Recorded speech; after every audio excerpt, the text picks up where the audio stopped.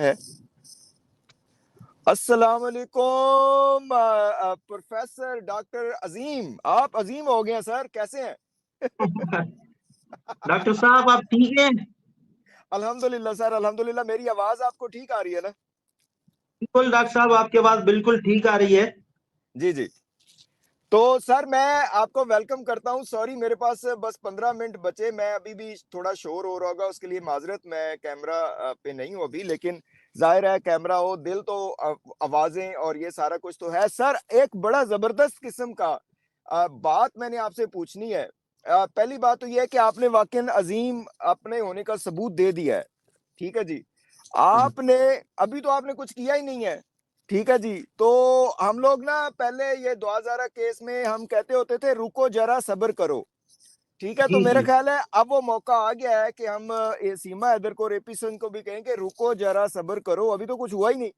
अभी तो आप ऐसा ही इस्लामाबाद ऐसा ही ही गए आपके। ऐसा ही। ओ सर वो तो जी उधर तो एपी सिंह जी ने तो इल्जामात की बौछार कर दी है। और वो कह रहे हैं मैं तो इंटरनेशनल कोर्ट में जाऊंगा। पहले तो आप मुझे इसका जवाब दीजिए कि क्या सर ये इंटरने इंटरनेशनल इन, कोर्ट जाएगा। जी जी जी जी ये इंटरनेशनल कोर्ट जाएगा। सबसे पहले मैं हिंदुस्तान का जो संविधान है, हिंदुस्तान का जो कॉन्स्टिट्यूशन है, मैं इंटरनेशनल कोर्ट में उसका आर्टिकल 33 का सब आर्टिकल 2 पढ़ के बताऊंगा, जिसमें ये कहा गया है कि आर्टिकल 33 कहता है कि ह्यूमन ट्रैफिकिंग इज प्रोहिबिटेड। कभी भी जी ह्यूमन ट्रैफिकिंग नहीं हो सकती। फिर आर्टिकल 33 का सब आर्टिकल 2 कहता है कि अगर जी। वो ह्यूमन ट्रैफिकिंग बच्चों की सूरत में है तो वो हीनियस क्राइम है। तो बिल्कुल ठीक भाई है। आप, मैं पढ़ के सुनाऊंगा वहां पर इंटरनेशनल कोर्ट ऑफ जस्टिस में आपका संविधान का आर्टिकल 33। फिर मैं जी वहां पर पढ़ के बताऊंगा हिंदुस्तान के आइन संविधान का आर्टिकल 21 जो राइट टू लाइफ की बात करता है। अब जी। राइट टू लाइफ में सिर्फ राइट टू लिविंग नहीं है, right to take a breath नहीं है। बिल्कुल आपका अच्छा खाना, अच्छा पीना, तालीम हासिल करना, आपका हाइजीन जो है उसका ख्याल रखना, आपको अच्छे माहौल में रहना। तो वो पढ़ के सुनाऊंगा। गार्जियन एंड वार्स पढ़ के सुनाऊंगा। आपका इंटरनल लॉ जिसमें ये कहा गया है कि फादर की जो प्रेजेंस होती है बच्चों के साथ वो इंतहाई जरूरी होती है। इन बिल्कुल। Case of separation, in case of separation इसका सेक्शन 12 है गार्जियन एंड वार्स एक्ट का, कि बच्चों को अपने वालिद से महीने में 2 मरतबा तो जरूर मिलना चाहिए, क्योंकि बिल्कुल। उसकी जहनी नशोनुमा जरूरी है। भाई ये तो आपका अपना आपके इंटरनल लॉ है। उसके बाद आप जाएं, मैं हेग कन्वेंशन जो है चाइल्ड राइट पर, उसका जो आर्टिकल 13, आर्टिकल 15, 19, ये भी मैं पढ़ के बताऊंगा कि जी आपने कैसे वायलेशन की है इंटरनेशनल लॉज की, ट्रीटीज की, कन्वेंशन की जी और जी कोविनेंट्स की। जी भाई आपने आपने आपने पढ़ा नहीं होगा एपी सिंह साहब, वो convention on the elimination of all forms of discrimination against women. तीन यस। बच्चियां आपके पास है, तीन बच्चियां, ये इंडिया इसका सिग्नेटरी है। इंडिया ने इसको रेक्टिफाई किया हुआ मेरा भाई। आप शौक से इंटरनेशनल कोर्ट ऑफ जस्टिस जाएं, हम जो है वहां आपके पीछे आएंगे। बिल्कुल। आपको पता ही नहीं है आपके अपने मुल्क का संविधान, हमने पढ़ा हुआ है। आपको पता ही नहीं है हिंदुस्तान के अपने कानून का, पता हमने पढ़ा हुआ है। आपको पता ही नहीं है कि आपकी हायर कोर्ट्स ने कौन से डिसीजन दिए हैं, आपकी सुपीरियर कोर्ट्स ने कौन से डिसीजन दिए हैं। वो इंडिया के लॉ के डाइजेस्ट AIR में पब्लिश किए गए, मैंने निकाले हुए हैं आई वो सी। मैं वहां पर पढ़ के बताऊंगा कि सुपीरियर कोर्ट क्या कहती है, हायर कोर्ट क्या कहती है और आपका ब्रीफ क्या है। मैं वो हम्म। पढ़ के बताऊंगा। आप जाएं शौक से, मैं पीछे आऊंगा। और एपी सिंह साहब आप जो कहते हैं कि पाकिस्तान जो है ट्रीटीज का जो है वो वायलेशन का, मेरे भाई पाकिस्तान और हिंदुस्तान के बीच में ताल्लुकात है ही खराब, कौन सी ट्रीटी की बात करें। जी हमारे पास कोई ट्रीटी नहीं है, कोई जी हमारे पास कोई ट्रीटी नहीं। हमने एक साथ कोई कन्वेंशन, कोविनेंट, कोई सिग्नेटरी, कोई रेक्टिफाई नहीं किया हुआ, बात कैसी करते हैं। सिर्फ एक ट्रीटी होती, पर्सनल असिस्टेंट ट्रीटी। अगर जी। ये पाकिस्तान हिंदुस्तान के दरमियान होती तो आप इस तरह बात ना करते मेरे मुल्क के खिलाफ, और बच्चे आपके पास ना होते, सीमा हैदर क्राइम करके आपके पास ना होते मेरे भाई। तो बिल्कुल आप सही बात। जाएं, मैं आपके बिल्कुल। पीछे आऊंगा। सर मैं तो यहाँ पे ये कहूंगा कि एपी सिंह साहब को इंटरनेशनल कोर्ट में जाने से पहले पहले अपना केस अपने मुल्क में तो साबित कर लें। वो अपने मुल्क यस। में तो इसकी सच्चाई साबित करें। वहां पे तो वहां पे तो इन्होंने मर्सी पिटीशंस डाली हुई हैं। अपने मुल्क में तो इसको पहले साबित करें ना। इनका अपने मुल्क के लॉयर ही इनके वो कह रहे हैं कि झूठ बोल रहे हैं। ये इस पे क्या कहेंगे? सर बिल्कुल ये बंदा झूठ बोल रहा है, क्योंकि जी इसकी जो केस हिस्ट्री है वो आप जी देखेंगे, वो केस जी हिस्ट्री इसकी तमाम क्रिमिनल्स की सपोर्ट करना, तमाम जी मंशात फरोशों की सपोर्ट करना, जी तमाम रेपिस्ट की सपोर्ट करना, तमाम कातलों की, टेररिस्ट की सपोर्ट करना, इसकी जी ये जो है हिस्ट्री है वकालत की। सबसे जी बड़ा इंटरनेशनल केस था, आपको पता होगा, निर्भया केस, जिसमें वो डेली रेप केस में लड़की को जो है वो रेप करके जो है वो गलत किया गया, ये उनको बचाने के लिए बड़ा सरगर्म था। 10 साल तो इसने वो केस चलाया। ये बिल्कुल झूठा ऐसे। इंसान है, झूठ हम्म बोलता है। हम्म और इसका कोई भी हिंदुस्तान का वकील, कोई भी हिंदुस्तान का जुडिशियल ऑफिसर इसको सही नहीं समझता है। कानून पर बात करने के लिए इसके पास कुछ है नहीं, रटी जी हुई चीजें। सिर्फ हर इंटरव्यू में ये कहता है गुलाम हैदर तीसरी शादी कर रहा है, गुलाम हैदर रक्षा चलाता है, गुलाम हैदर इश्क कर रहा है, ये बस पाकिस्तान में दहशतगर्दी, पहली बीवी को तलाक दे दी, तीसरी शादी कर रहा है, पहले बच्चों को पाले। इसके पास यही रटे हुए अल्फाजात हैं, यही हर इंटरव्यू में यही बात करता है। इसके पास कोई बात करने के लिए कुछ बचा ही नहीं है। सर, मैंने आपसे यही क्वेश्चन अभी आ गया। आपने खुद ही कह दिया कि एक नया नैरेटिव जो है ये लोग ये दे रहे हैं, सीमा हैदर भी और एपी सिंह भी, कि गुलाम हैदर को चाहिए कि अपने पहले वाले बच्चों की अब हिफाजत करे, दूसरों को भूल जाए। तो क्वेश्चन मेरा आपसे ये बनता है कि एक बंदे के अगर 5 बच्चे हैं तो क्या वो अपने 4 बच्चों को या 3 बच्चों को जंगल में फेंक दे और कहे कि 2 की मैं परवरिश करूंगा, ये 3 को मैं इधर जंगल में फेंक देता हूं या मैं कुएं में फेंक देता हूं या किसी भेड़िए के आगे डाल देता हूं? ये क्या नैरेटिव है सर, कि उन बच्चों को भूल जाए, इनकी करें? ये क्या तरीका है? ये क्या कानून, दुनिया का कानून इसको मानता है कि आप किसी बाप को ये कहें? जी बिल्कुल भी ऐसा नहीं है। बायोलॉजिकल फादर है, संभालना, परवरिश करना, जी प्यार करना, ये गुलाम जी हैदर का हक है। जी चाहे उसकी एक बीवी से बच्चे हों, दूसरी तीसरी से बच्चे हों, ये बिल्कुल उनका गलत नैरेटिव ये पेश कर रहे हैं, क्योंकि इनके पास कोई डिफेंस और नहीं है। जी इसीलिए वो हम्म ये कहते फिर रहे हैं कि अपनी बीवी, दूसरे जो बच्चे हैं उनको पाले। भाई मैं अपनी आंखों से वो बच्चे देख के आया हूँ। वो जी बच्चे गुलाम हैदर के घर में महफूज हैं, गुलाम हैदर के पास हैं, गुलाम हैदर जी के वालिदैन के पास हैं, बिल्कुल महफूज वो हैं। वो जी पल रहे हैं, अच्छे तरीके से पल रहे हैं। आपको जी आपको उनकी फिक्र करने की कोई जरूरत नहीं है। पूरी फैमिली है, पूरा खानदान है उनको पालने के लिए। हम्म आप अपनी फिक्र करें। आप गुलाम हैदर के बच्चे जो आपके पास हैं, आप उनकी भी फिक्र ना करें।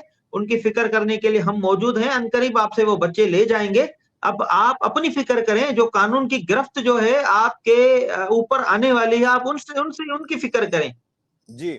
अच्छा सर, इसमें और जो मेरा सवाल आपसे ये था कि जब आप लोग इस्लामाबाद गए, आपने बहुत ही जो फैक्ट बेस्ड लीगल स्टेप्स लिए। आपने इंडियन एम्बेसी, आपने पाकिस्तानी हाई कमीशन, आपने सुप्रीम कोर्ट के सारे लोगों से आप मिले, और यही वो शुरू से हम कहते आ रहे हैं कि ये सारा कुछ लीगल स्टेप्स के थ्रू हल होगा, और वो आप कर रहे हैं। तो उसके जवाब में अब ये जो है ना, एपी सिंह जी सीमा हैदर की यात्रा के लिए पहुंचे। वहां पे उन्होंने पूरा जो है ना वो इंडियन मीडिया के लोगों को इकट्ठा किया, जो उनके दोस्त हैं, यार हैं, जो उनके सारा अच्छी कवरेज देते हैं, हम उनके बिल्कुल कदर करते हैं। लेकिन जिस तरीके से वो फिर आगे चीजों को प्रमोट करते हैं, हम उसको अपने हिसाब से हम कहते हैं कि उनको थोड़ा ख्याल करना चाहिए। तो आपका क्या ख्याल है कि एपी सिंह ने एक ये भी कहा है कि पाकिस्तान में बहुत ज्यादा प्रेशर आपने क्रिएट कर दिया है, आपने और गुलाम हैदर ने? इस पे क्या कहेंगे? देखें डॉक्टर साहब, जी ये बंदा जो है हिंदुस्तान में बैठ के सीमा हैदर और सचिन मीणा की मैरिज को वैलिड करार देने के लिए डॉक्यूमेंटेशन कर रहा था। जी जो मैरिज जी हिंदुस्तान में हुई ही नहीं है, वो मैरिज अकॉर्डिंग टू देम वो जी नेपाल में हुई। जी नेपाल में हुई या हिंदुस्तान में हुई, फिर भी वो वाइड मैरिज है। उस बिल्कुल। वाइड मैरिज को लीगलाइज कराने के लिए कोशिश कर रहे थे। उस जी वाइड मैरिज के बिना पर वो हिंदुस्तान में सीमा हैदर का आधार कार्ड बनाने की कोशिश कर रहे थे, सीमा हैदर का राशन कार्ड बनाने की कोशिश कर रहे थे, सीमा जी का डोमिसाइल पीआरसी बनाने की कोशिश कर रहे थे। जी डॉक्यूमेंटेशन वहां पे चल रही थी।